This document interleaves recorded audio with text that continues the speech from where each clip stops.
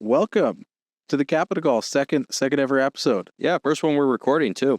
And we're your hosts. I'm Quinn Milligan. I'm Drew Milligan. We are brothers and we're managing partners of the Woodworth Contrarian Fund. As always. Oh, yeah. Last I checked. I think we're the only hedge fund in Yamhill County. Probably at least the only one that invests in public markets. And today, depending on where you're listening, we actually decided to get some audio up in here. Video. Not audio. I mean, I should hope that we have the audio. Otherwise, there's nothing to listen to. And you'll see in the background, if you move over your arm a little bit, there is a fantastic map of Oregon with all the counties made out of inlaid wood that are grandfather made. Just want to point that out. It is fantastic. And then we've, of course, all got all these old stock certificates and coupons and bonds on the walls. You know, people forget, but there did actually used to be physical bearer bonds. Now, the ones behind us are mostly just for show. But, you know, as you can see, you used to actually have to clip. There we go. The coupons off the bottom of the bond to redeem the cash payments. One Drew is pointing at is the Industrial Bank China, and I believe it's in French too, which is interesting. Yep, it is. You know, for all you audio-only listeners, I hope you can hear all the things we're seeing. Yes, exactly. Hear with your see with your ears, really.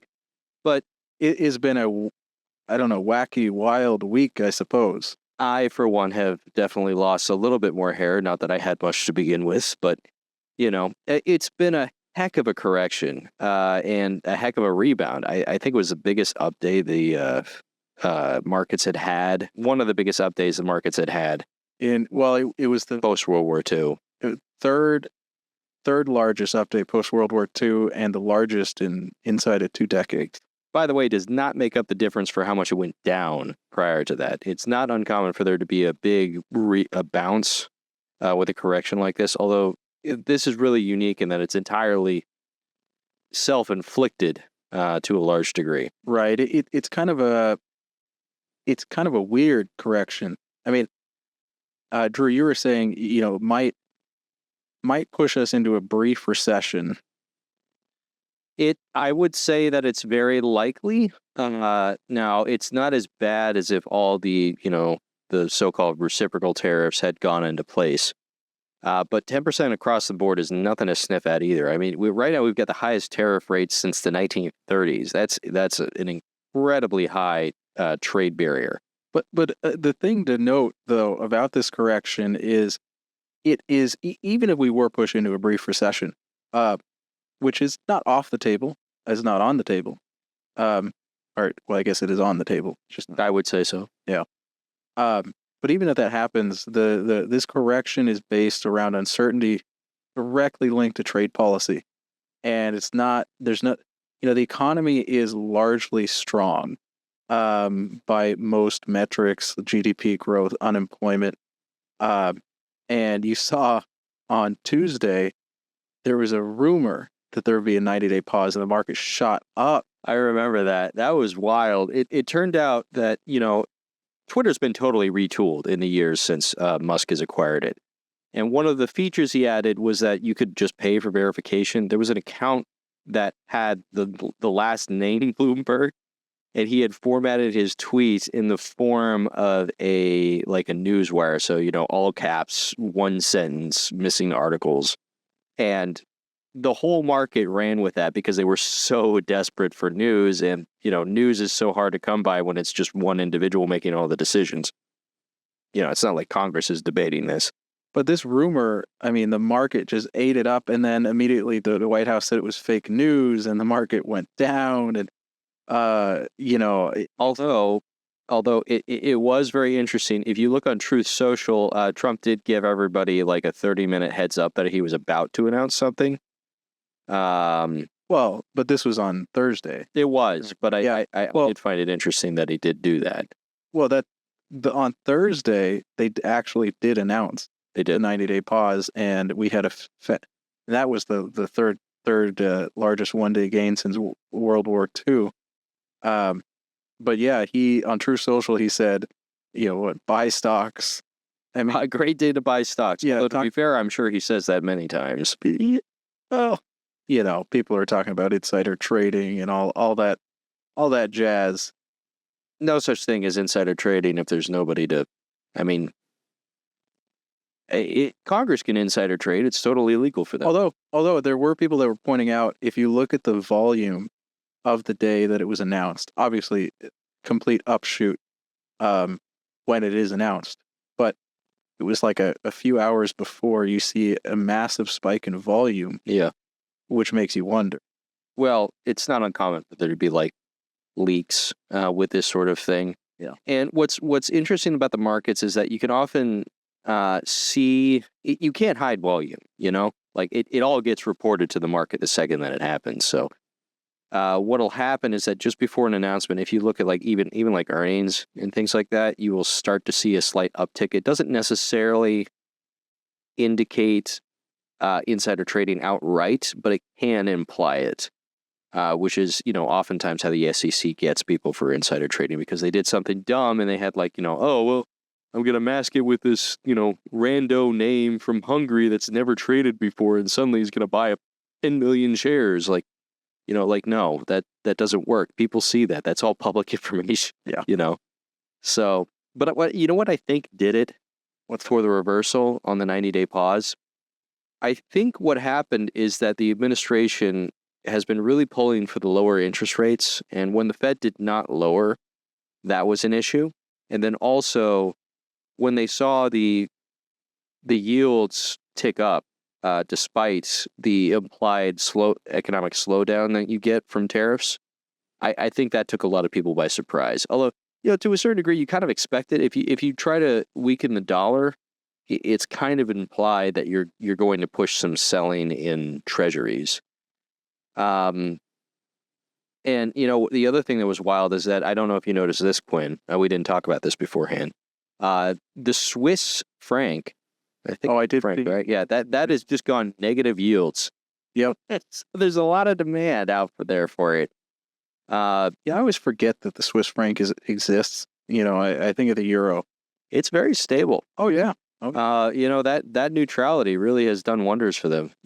What's really wild is that, the U.S. dollar has been the reserve currency ever since post World War II. It took off and replaced the pound sterling. Oh yeah. Since the UK's empire collapsed. They still think they're important, but I really don't think they are anymore. See, they had a shot before Brexit, then. Yeah, they had a shot, and then it really feels kind of like the U.S.'s Brexit moment right now. Just shooting ourselves in the foot. Maybe it'll be worth it, maybe it won't, but, anybody that knows anything about tariffs and decoupling from international trade, there's gonna be pain. I mean, I'm hearing stories of people that had like $1 million of merchandise sitting in a Chinese export port, and they have to pay like, what is it? I mean, it's 145% tariff, so like they have to pay like 1.5 million just to clear customs. That's nuts. And although I don't know if you saw, Rick Santelli on CNBC was really preaching about the end of globalism as a good thing, which I have mixed feelings about, because I see the argument that it was, it was good for everyone, but we have an opportunity for leverage, I guess. The argument was that globalism is good for everyone, but maybe not good for us, right? So the argument here is that, the whole world benefited from global trade, benefits from global trade, just from the efficiencies of it. And the argument was that it was at the expense of the U.S. I would say that's kind of missing the forest for the trees. I mean, you look at the proportion of manufacturing jobs that are in the U.S., these are not necessarily good jobs, by the way. You're making stable wages, but they're typically low. Sure. And as a proportion of total employment, manufacturing has declined since it peaked in the 70s. Right. Manufacturing has increased, no? Well, if you talk about the output has remained relatively stable. The output actually, I think, has grown. And then the actual employment has actually remained relatively stable. It's just no longer, it used to be what some people think of with the factories is they think of the factories that closed in Detroit, or they think of those small company towns where you had one factory that was all the employment for the town, and then the factory left and the small town hollowed out. But the U.S. still represents like an outsized proportion of international manufacturing capacity. It punches way above its weight, like double what you would expect for its population. And where those factories are going and where the production goes these days is not like small town, factory town. It goes into the suburbs of cities, basically where the infrastructure exists to support it. It's just not like that traditional factory idea that people have. And in order to compete globally too, even if you reshore some of this manufacturing, you're talking about a lot of automation. You are, yeah. And it also arguably, there was somebody who reshored that was on CNBC, I think it was stitching. And yeah, it was denim. Yeah, one of the things they pointed out is that you can't reshore everything. Like, in order for us to be productive with manufacturing, we have to use imports. Yep.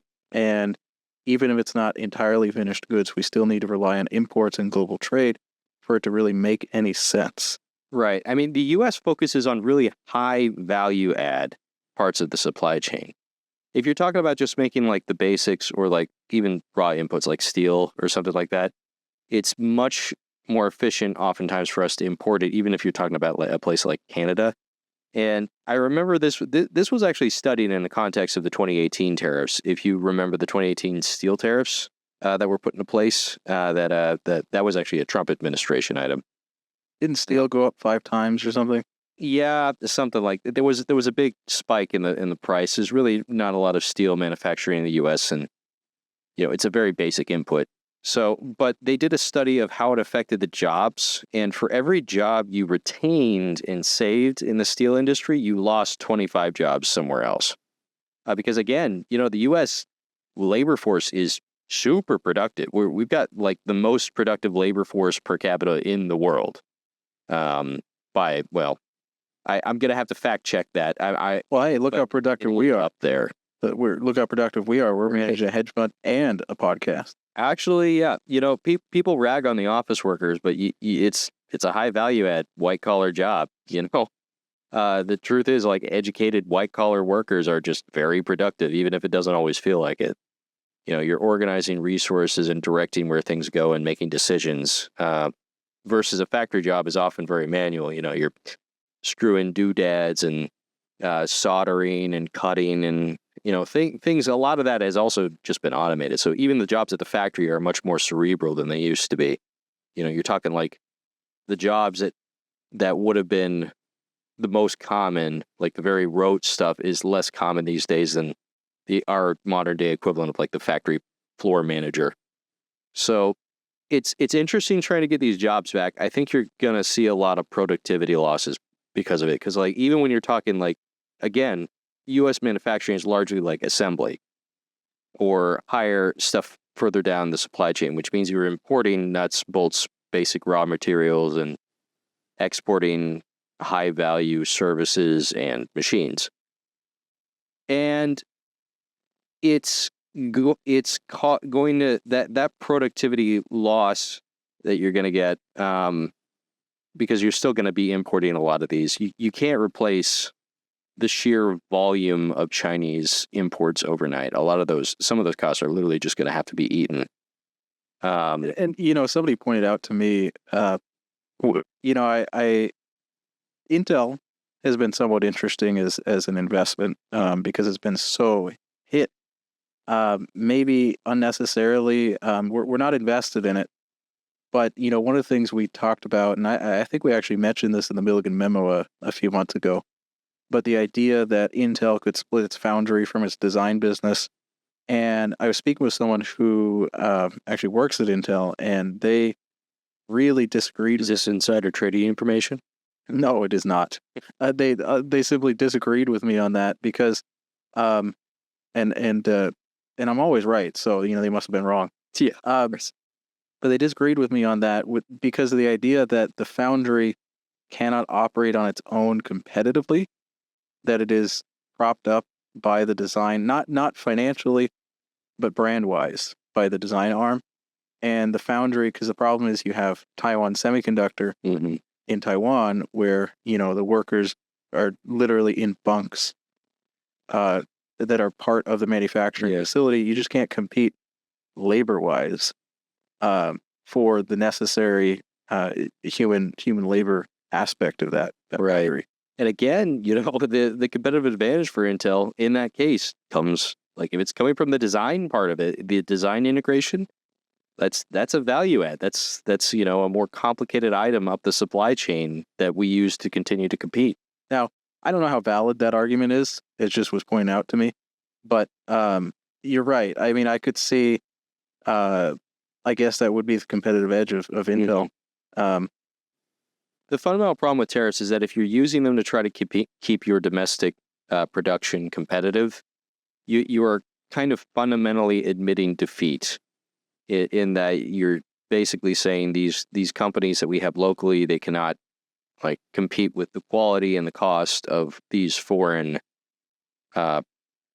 producers. And there's two ways you can do that. You can either throw up barriers and say, okay, look, we don't want these guys to compete with our domestic manufacturing and keep it uncompetitive and just eat that cost. Or you can try to invest in competing and subsidize, which is typically considered to be a less destructive move. It just, it costs money. One of them, the other side of this is that, tariffs make money for the government, at least in the short run. They're a tax on U.S. importers. Anybody that imports in the U.S. pays that tariff tax. Yeah, as implemented, it was the largest single tax increase in U.S. history. I still see people arguing that China is going to somehow pay these tariffs, and it's just not true. Yeah, the other thing about, even if we were to successfully reshore all these manufacturing jobs, and I don't know what success would look like, but even if we were able to do it, there still would be a transitionary period that I don't know would be worth it. It takes time.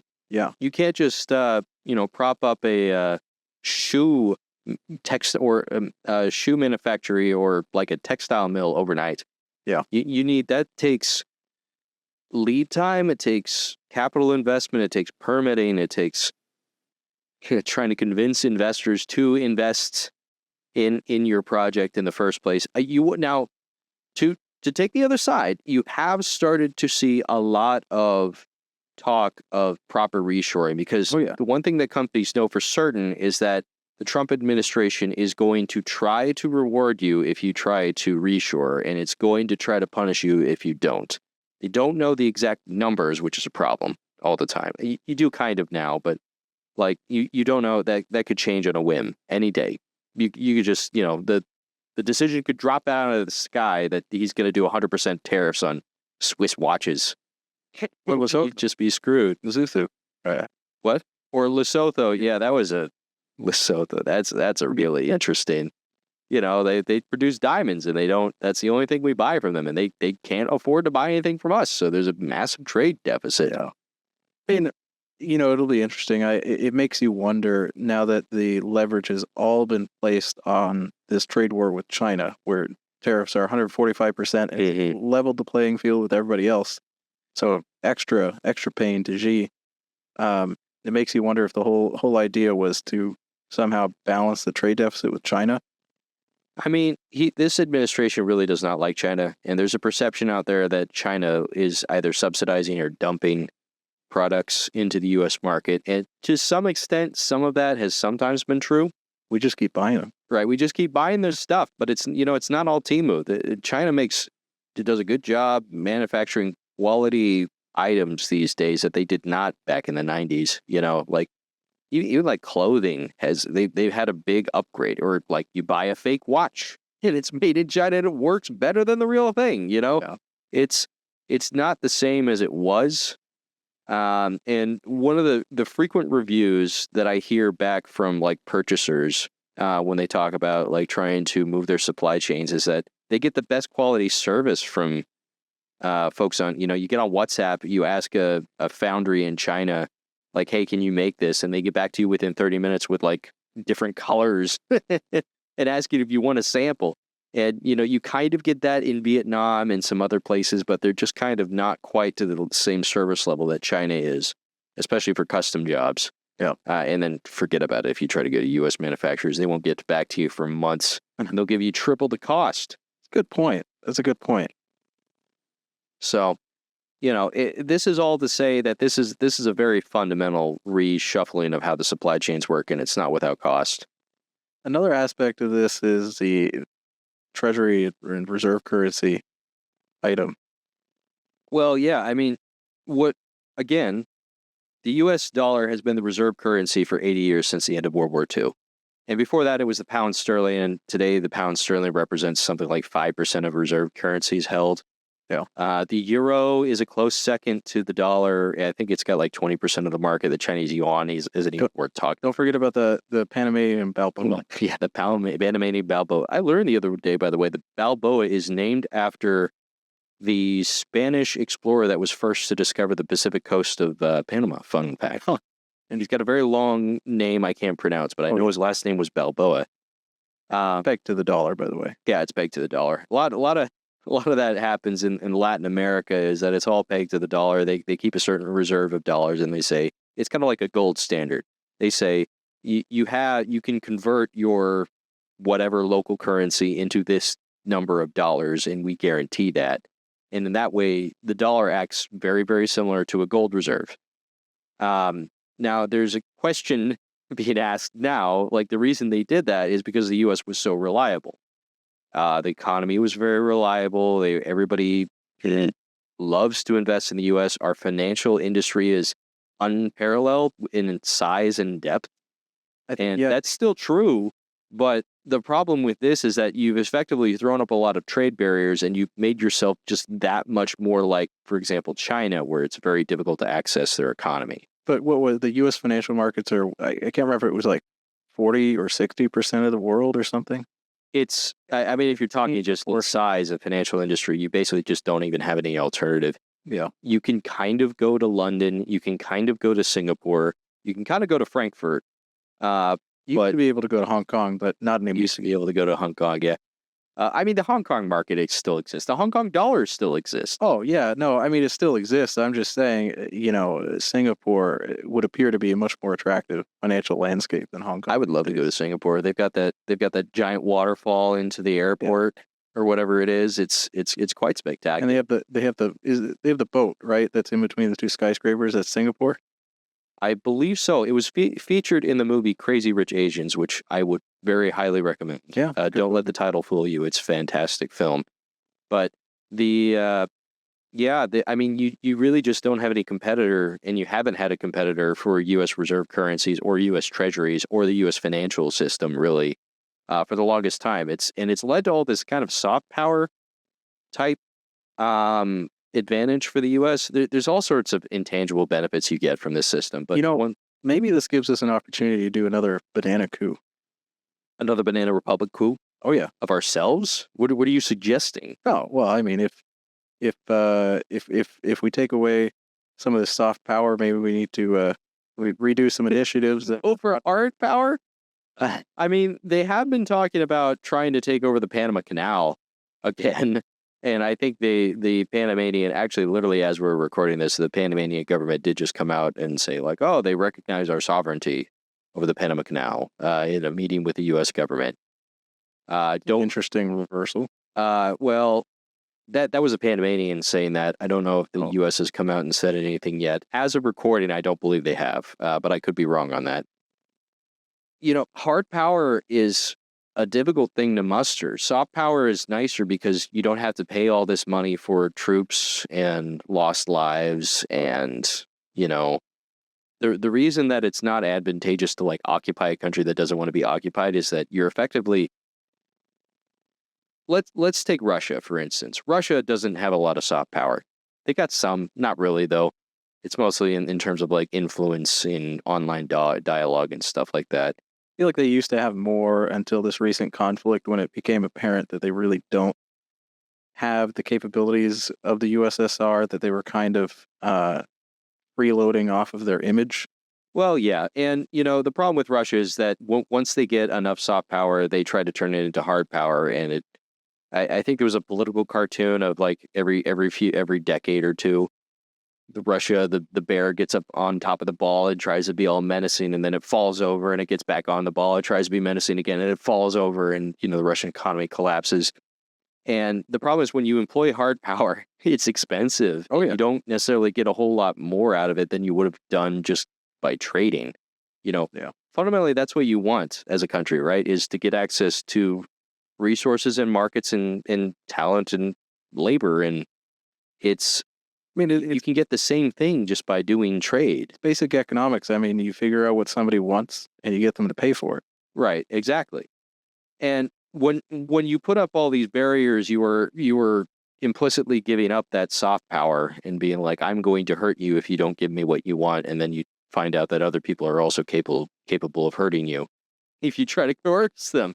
So, but the dollar is dipped. Dollar has dipped.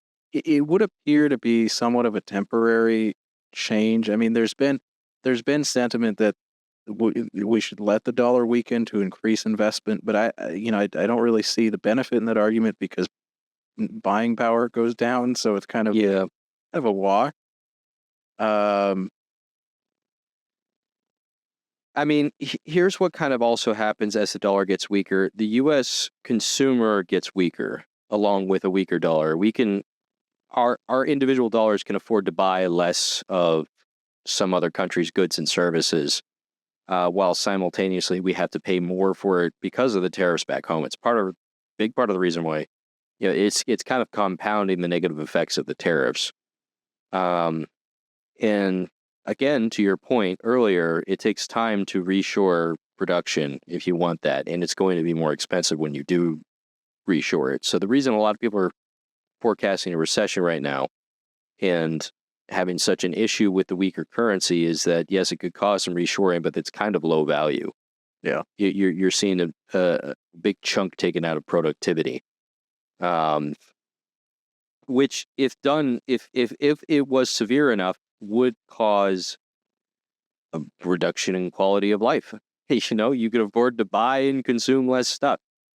And, this is where we get into that zen. And we just love consuming. I mean, it's just love. I know I love consuming. Yeah, unironically, yes. Like the U.S., your average American loves to consume. We love to buy stuff. Speaking of consuming, Celsius, not sponsored, but delicious. Not pictured. I have an empty glass off screen where I already downed a Celsius before even started this podcast. The true fuel of financial professionals everywhere, and economists, and just people that stare at the news too often. Just especially on a Friday. I mean, I don't know why we decided to record this on a Friday because it's 5 p.m. Well, it gives us a chance to edit before the markets open on Monday. Is why we did it. That's true. 5 p.m. So we're tired East Coast traders here on the West Coast. I gotta say, I don't get a lot of sleep during the week, so by Friday, I'm usually rolling into this podcast a little bit sleep deprived. Speaking of tired markets, they were the volatility in the market when we saw that huge update on Thursday. There's a lot of speculation that a big part of that is short sellers, right? Gotta love the short sell. And there's just a massive amount of short coverage in the market surrounding this, thinking that it's going to go lower and lower, and people kept pounding on shorts. And when you saw that revival, suddenly, short sellers, they have to cover. I mean, if you see an upswing. And before we go further, can you just clarify for anybody that doesn't know what a short is, what short selling means mechanically? Well, you wear jean shorts at a barbecue. And no. So, okay, for those who might not know, typically when you invest in securities, you take a long or short position. Long the stock basically means you own it. I buy a share of Coca-Cola, I'm long Coca-Cola. Short is somewhat the reverse. Basically, if I'm long Coca-Cola, I think it's going to go up in value, unless I'm a sadist or something. But Quinn, what do I do if I think it's going to go down in value? Can I take that side of the bet? Well, I'm glad you asked. You can short it. If I think Coca-Cola is going down the tube, and I don't know what it's trading at right now, actually, but let's just say we have a stock, round number. They like round, Coca-Cola has actually held up relatively well compared to other brands. but it has been impacted throughout this. But anyways, so let's just say you have a stock at $100 and you think it's going to go to 50, right? I'm not going to buy it if I think it's going to 50. I'm going to lose half my money. But if I think it's going to go down, essentially what happens is I will borrow a share of that company from someone else who is just holding it. And I have to pay them interest in order to borrow it from them. And I borrow it from them and immediately sell it. Yep. So I borrow it from someone and then I pocket $100. But my obligation is to give them their share back. So at some point, I have to give them their share back. In the meantime, I have to pay interest. So let's say the next day it goes to 50. Well, I can cover my short by buying a share at 50, giving it back to the person I borrowed it from, and I've just made $50 minus whatever interest it costs. Right. And the person who sold it or let me borrow it made a little bit of interest on their position they were holding a long period of time anyways, and they still have their share. So it's really kind of a win-win situation for long-term holders and people trying to make short-term moves. If you've ever had an interactive broker's account, and even some other brokers will do this, you can actually earn short interest on positions you're planning on holding for a while, occasionally, if your broker offers that program. Otherwise, the broker will sometimes lend out the shares, and you'll have agreed to allow them to lend out the shares, and they'll pocket the interest from that. And there's a lot of talk, especially from retail investors, about shorts and shorts ruining the market or something of that nature, especially tied to hedge funds. Those nasty hedge funds. Yeah, exactly. But, I look back at the meme stock GameStop, right? And we were invested in GameStop before it became a meme stock. And that's because we saw Creates me to no end. We saw the untapped potential of GameStop. I mean, the hedge funds that thought it was going to go the way of Blockbuster, go bankrupt, just weren't doing any research. I mean, you looked at the company and they were making money hand over fist from collectibles, and they were doing a great job transitioning their brick and mortar to online driven sales. And there was a lot of value, right? I mean, we're value investors. Yep. Ultimately, we held the position for a while and ended up getting out even. Might have been slightly positive. I'm fairly certain we came out of that with a profit, but it was very frustrating. We held it for a long time with no appreciable capital. It wasn't substantial, but 6 months later, the whole meme stock craze happened. Shot. I think we sold at 10 or whatever. It shot up to like almost $400, and you're kicking yourself. We would have sold at $20 maximum. No way we would have held in. Yeah, that's like a once in a very rare blue moon situation. You're going to hold that. You look back and it's like you can kick yourself, but I mean, like you said, realistically, we would have sold at $20, $40 maybe, and we would have thought we were kings, and then still kicking ourselves because we didn't get the high. And you have to be okay with making those kind of decisions. The every trade is different. You sell it, and then maybe you buy back in.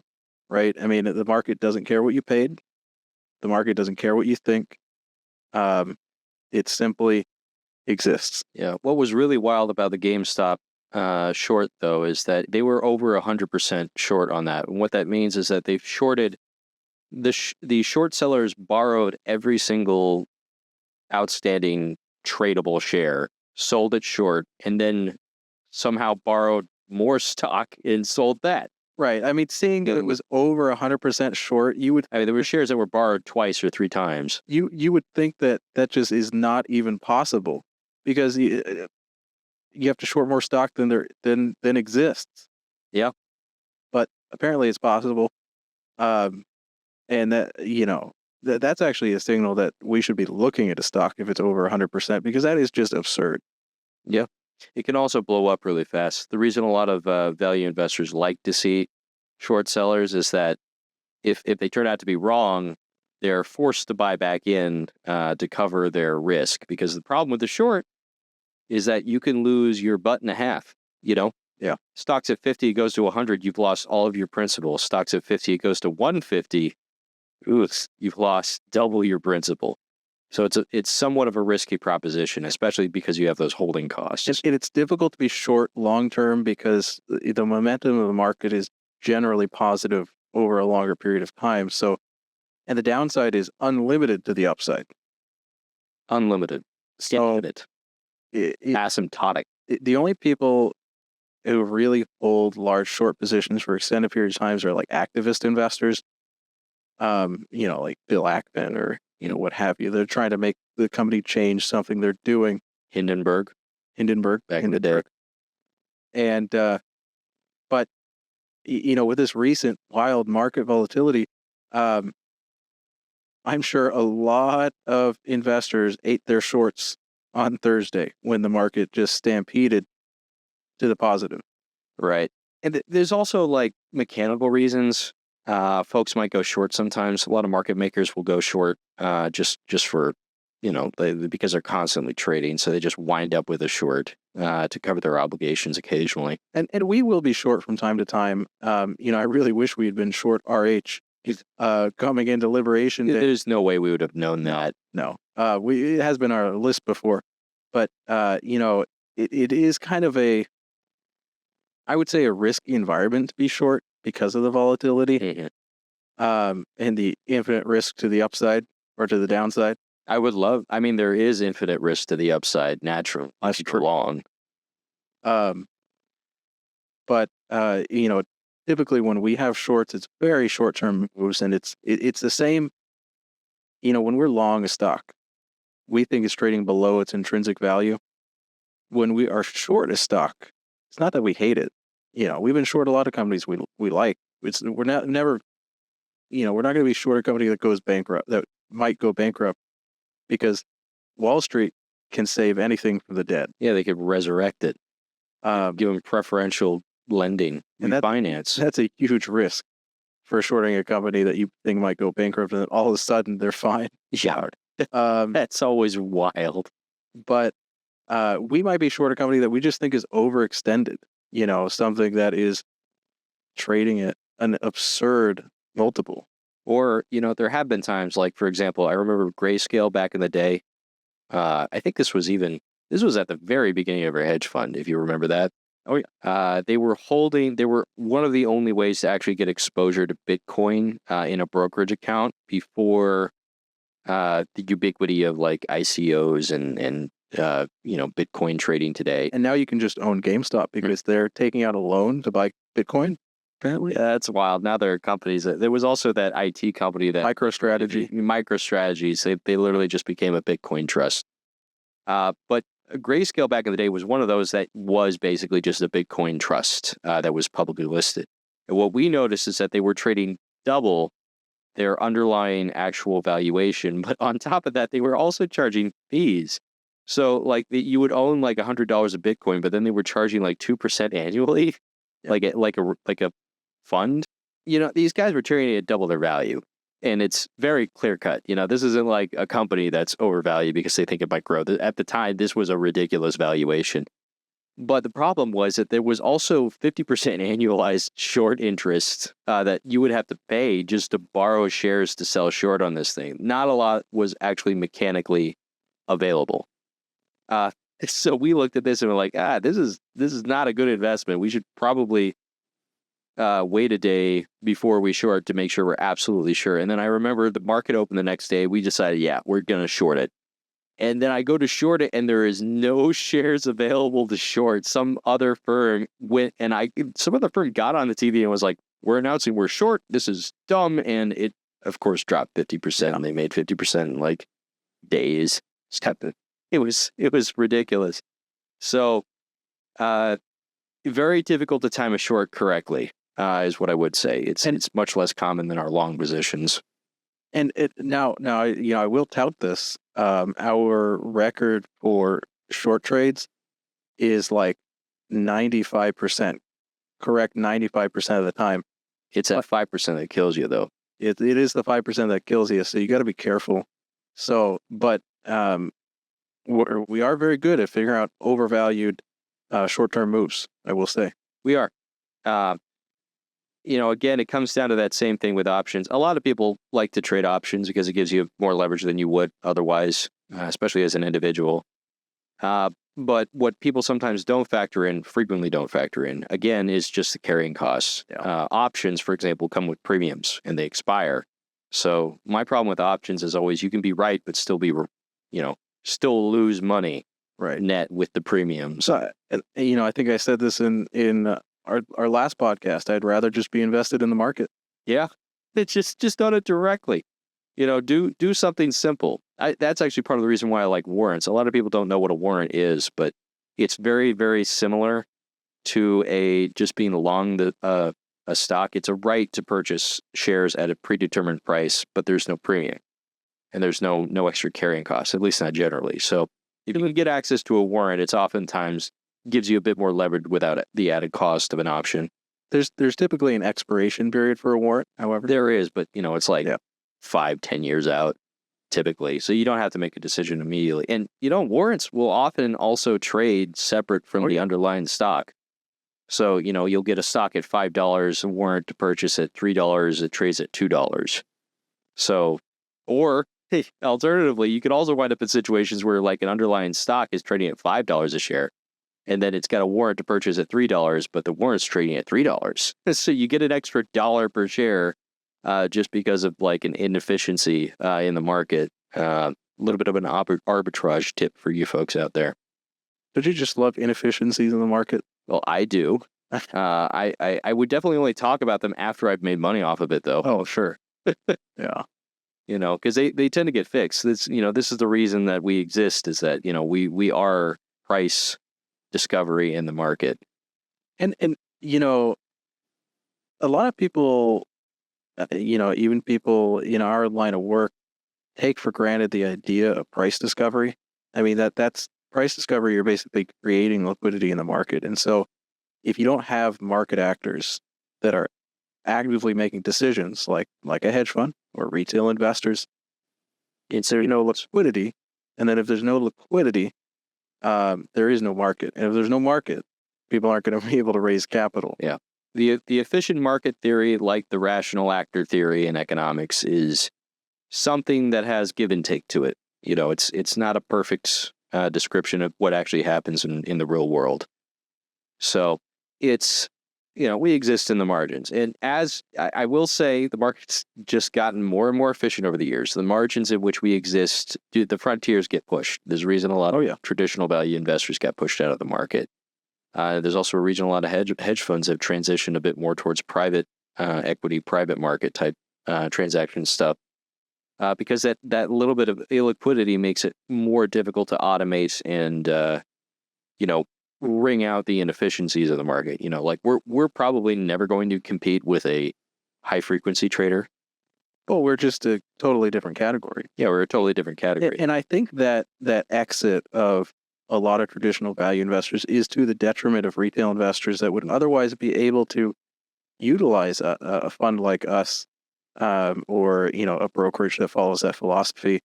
So that's kind of the niche that we fill, this kind of old line individual value investing. Yeah.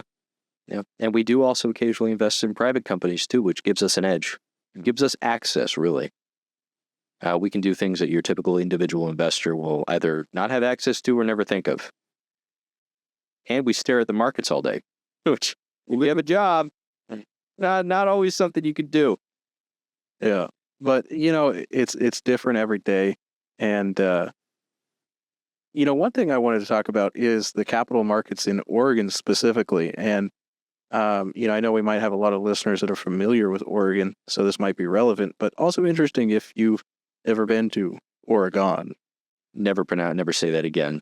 I will kick you out of this house if you say Oregon. Yeah. For those who don't know, it is in fact pronounced Oregon. Yeah. But pronounce it like you're in a rush, is what I like to say.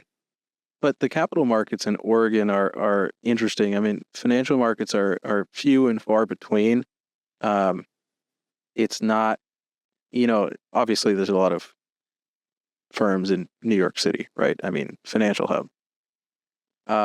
In Oregon, it's like, well, every city used to have their own exchanges for specialized items, and they used to have their own individual stock markets. I mean, heck, behind us, I think we've got a few banknotes that were issued either by local McMinnville banks or issued by like the Bank of Portland or something like that.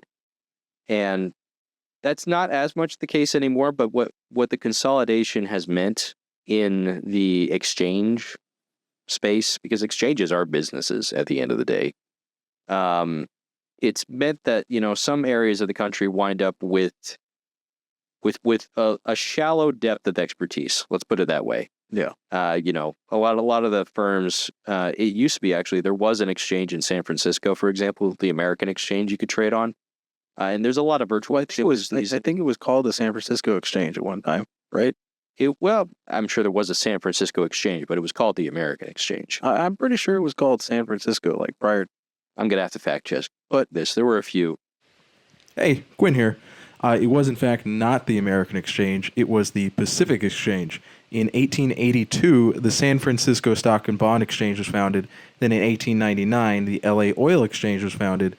And then in 1956, those two merged to create the Pacific Coast Stock Exchange, which was in 73 renamed just the Pacific Exchange, and it was merged with NYSE in 2006. But they would not, up until not too long ago, and I think this was like 20 years ago or so, you basically could trade on the San Francisco American Exchange after hours when the New York would close. Yeah, and it always sucked. You can still do after hours, but it's not real trading. It's basically just a contract. Well, every time you tried to trade on the American, they would run away from you. It'd be really light volume. They would flash their shares up onto the. I was trained in a very old style of trading. For those that are not aware, so I actually did like the manual trading. I still do the manual trading, kind of. But people would flash their shares. They're like, "Hey, I've got volume. Why don't you buy some of my shares?" And you would attempt to buy it, and it just wouldn't work. They would immediately pull their order and be like, you'll pay a little bit more because I'm the only game in town. And the whole West Coast is kind of like that, kind of we're several hours behind the East Coast. We have to wake up 3 hours early to get the markets. In Oregon in particular, we're sandwiched between Washington and California. And I don't want to ever call my home state the flyover state of the West Coast. But we're kind of the flyover state of the West Coast. I wouldn't call us that. I mean, Oregon, I think we take it for granted, has a mystique. I mean, we have 4 seasons, which is a rarity, right? I mean, we get the changing of the seasons, and it's just so beautiful out here. I would argue we're better than Washington in many ways. But what I'm talking about is where the capital is concentrated. Oh, sure. Well, and that's what I wanted to bring up, is that the opportunities for businesses to succeed with the proper amount of capital is limited in Oregon. I mean, that's the number one cause of business failure, is a lack of capital. Right. I mean, there's a lot of really interesting businesses that come out of Oregon, but a lot of them have trouble succeeding due to lack of capital. And when we're looking at private investments, oftentimes what that means is we get the pick of the litter, because they don't have a lot of other options. So there's that benefit. Yeah, I mean, oftentimes when you're talking investments that approach us that are local, we're the only game in town that's not like a city-funded or state-funded fund or like incentive grant program of some sort. Unless you're talking Bend, where you're talking, there's a few in Portland or just over the river in Vancouver. There's not a lot of pickings here. I mean, that's not a bank. There certainly are VC funds. It just is a little bit more limited. And maybe one day we'll get the McMinnville Stock Exchange. What do you think? Exactly. We can start a wine exchange. We actually toyed with the idea of a wine exchange. It's a lot of legwork. Yeah. There's a reason a lot of the commodities exchanges are concentrated in Chicago. It all kind of filters up to one location with how connected everything is these days. Although if you do buy a lumber future and you hold it for too long, you will get a delivery of logs in Eugene. Yeah. So that's where the lumber futures wind up in the end. It is linked to a physical commodity. So it's Yeah, but we have a bit of an advantage being where we are, refusing to leave, like we are sometimes advised. Very much so in the contrarian spirit. I mean, some of our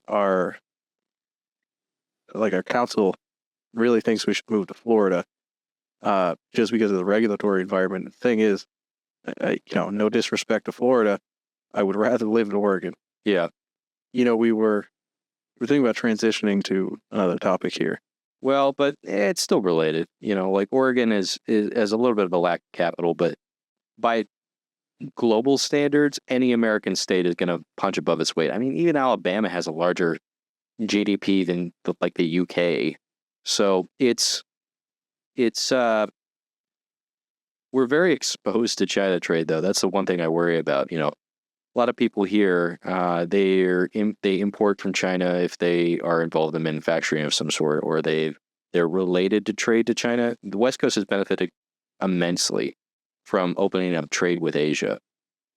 So there are questions about how that realignment affects us. Like, is Vietnam going to be able to shoulder the burden? And are we going to get everything from Japan and South Korea and Indonesia and India? And is that going to be fine? And I do worry, though, as Maybe we get it all from the Principality of Sealand. Maybe we have an untapped go around, manufacturing potential there. Go through the Panama Canal.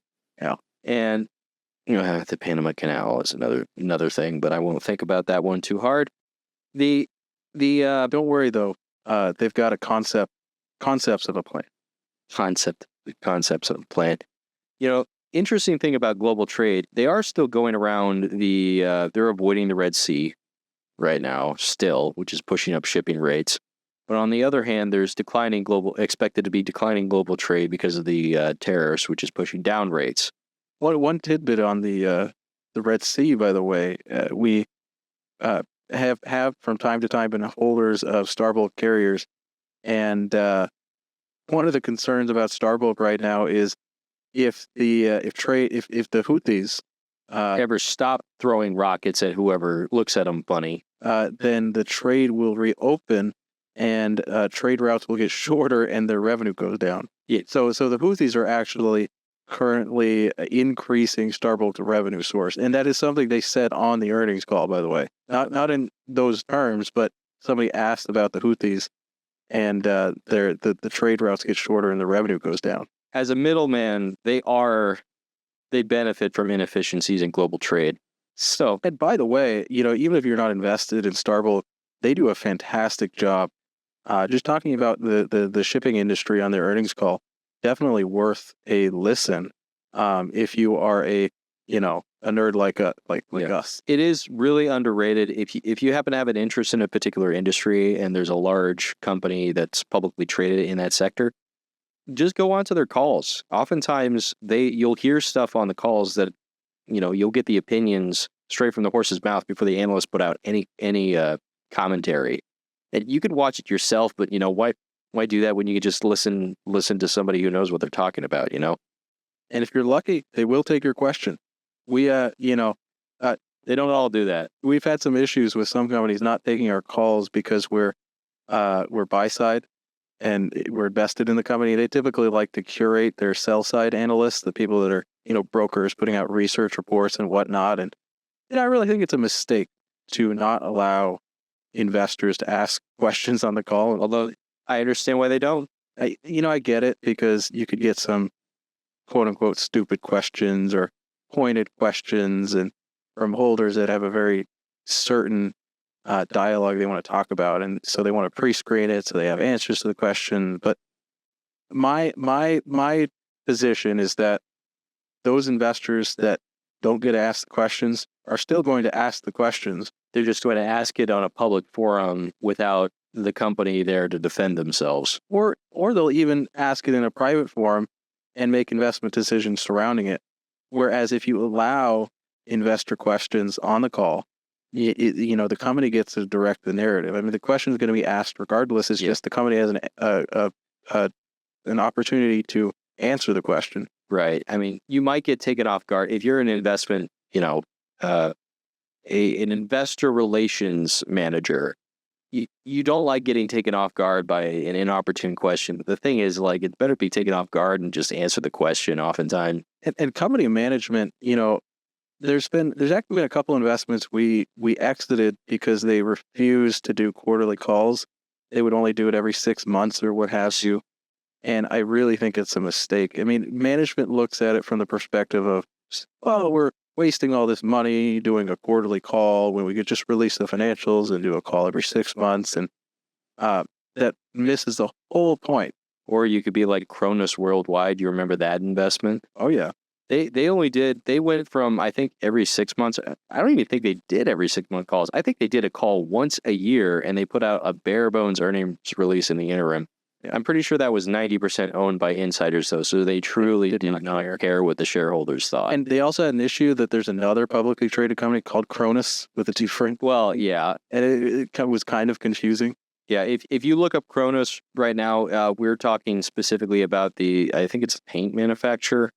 They have like an aluminum-based paint they have for industrial uses, not whatever the other one is. I think it's like a retailer brand. We weren't. I don't remember what the other one was. I don't remember what the other one was. It always came up first. It annoyed me. That's all I remember about it. So, I remember one of our first shorts. It wasn't one of our first, but we were looking at shorting Ring, and that really confused because originally we thought it was the Ring doorbell, and we're thinking that's a stupid company to be public. Yeah, and then it was the Ring Central voice over IP service they had, which we use, by the way. Much to we know a former salesman for Dialpad who is always like, just go over to Dialpad. Shout out, you know who you are. Yeah, shout out, exactly. Funny thing is, we also have a Ring doorbell. Yeah, we also do have a Ring doorbell, although who doesn't these days? One of my favorite pastimes is, if you're just bored one day and you're using a device or product of some sort, and let's face it, you're always using a product of some sort unless you're out in the woods making everything yourself, in which case, how are you listening to this? And one of my favorite things is that if you're using a product, look up the brand of what you're using, or like if you're going in for surgery, like you're getting an implant of some sort for like medical devices, look up the company that makes that. Like oftentimes they're publicly traded, and you might learn a thing or two.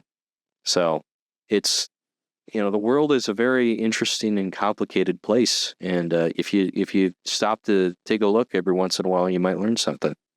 I think that pretty much covers it. I mean, we had so many calls, and there were so many stories about just the tariffs this week. It's a total realignment of global trade, a total realignment of whether we like it or not. The biggest danger is going to be that if the U.S. becomes just another country, if, the U.S. dollar becomes just another currency, we start pegging our currency to the Balboa.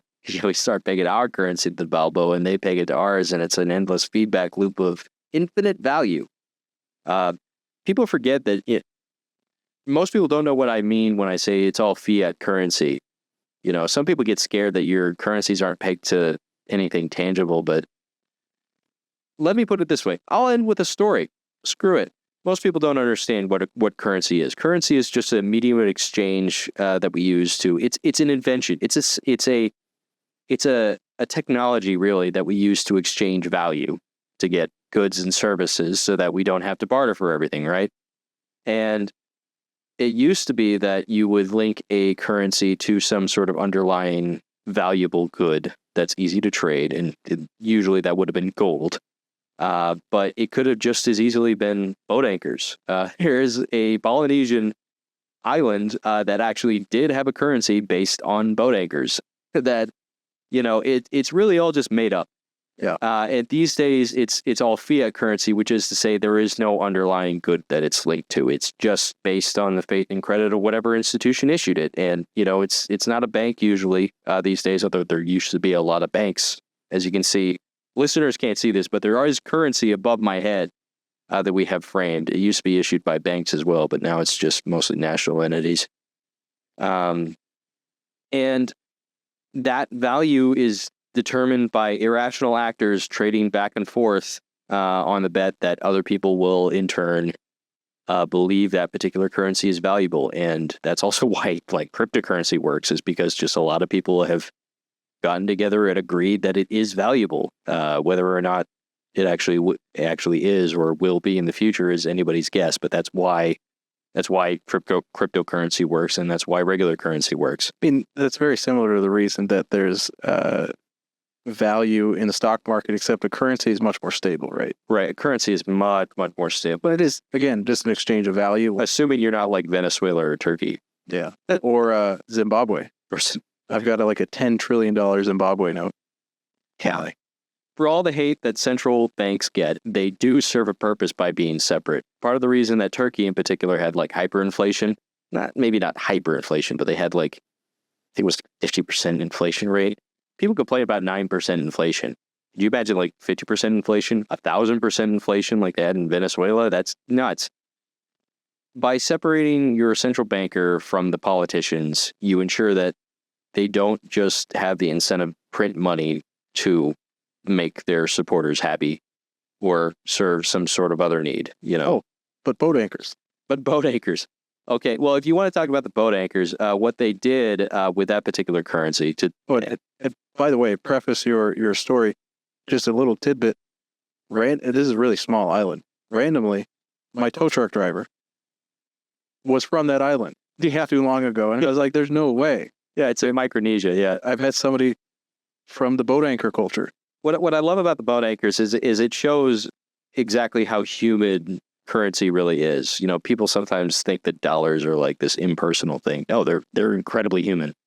And the way they would exchange boat anchors for value is that a boat anchor is very difficult to move, right?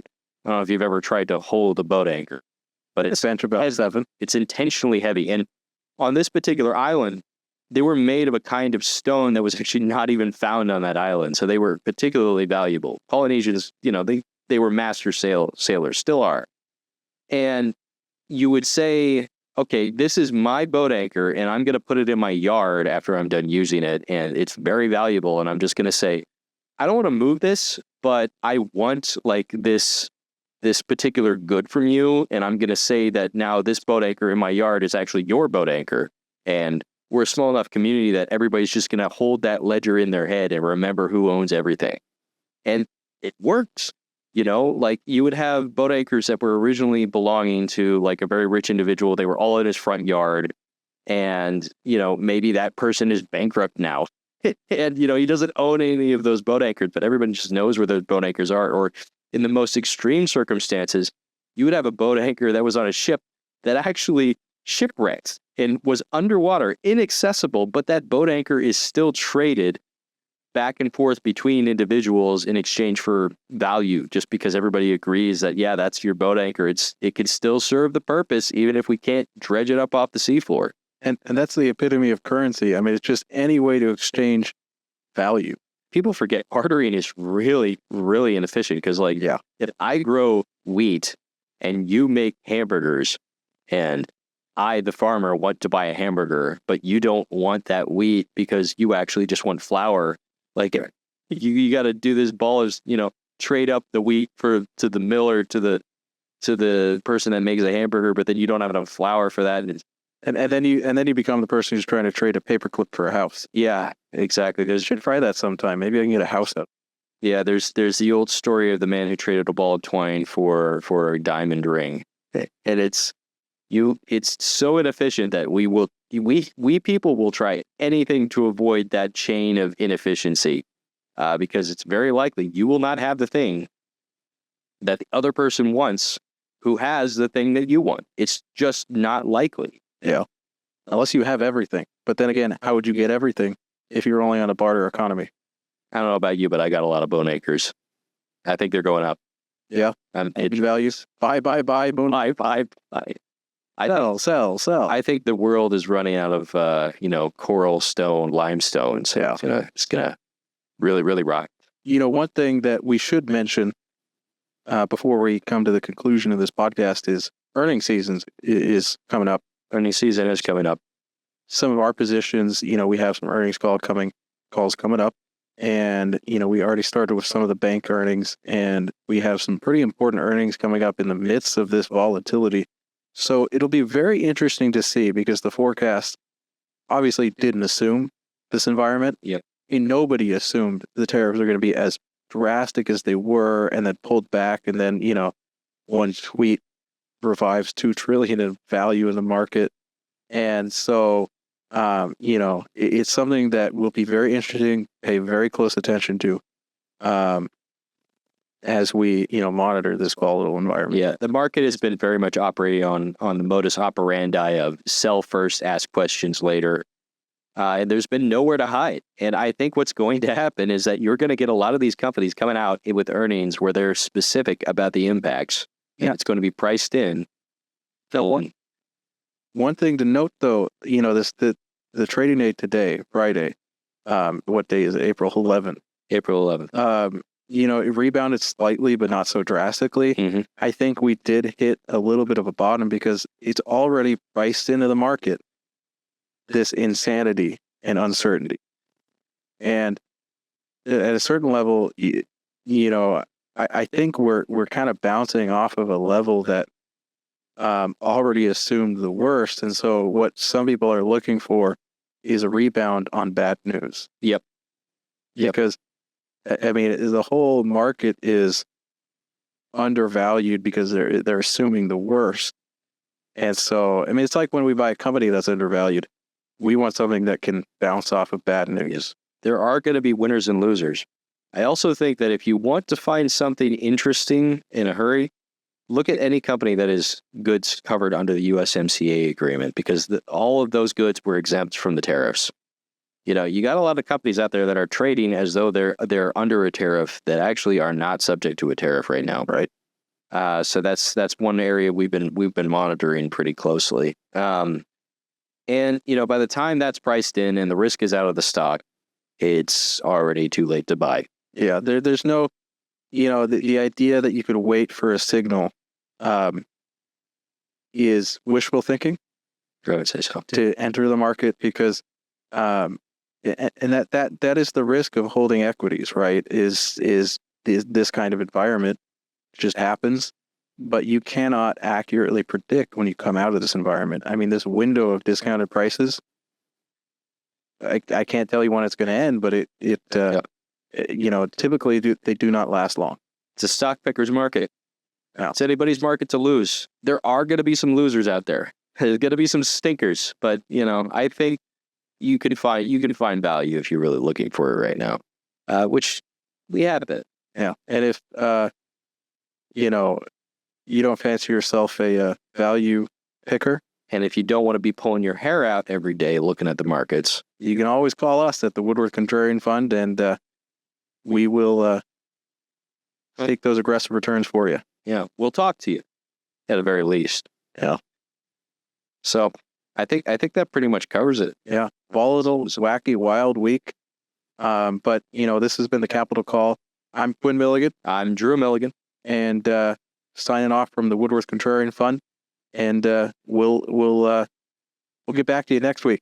Stay liquid, my friends.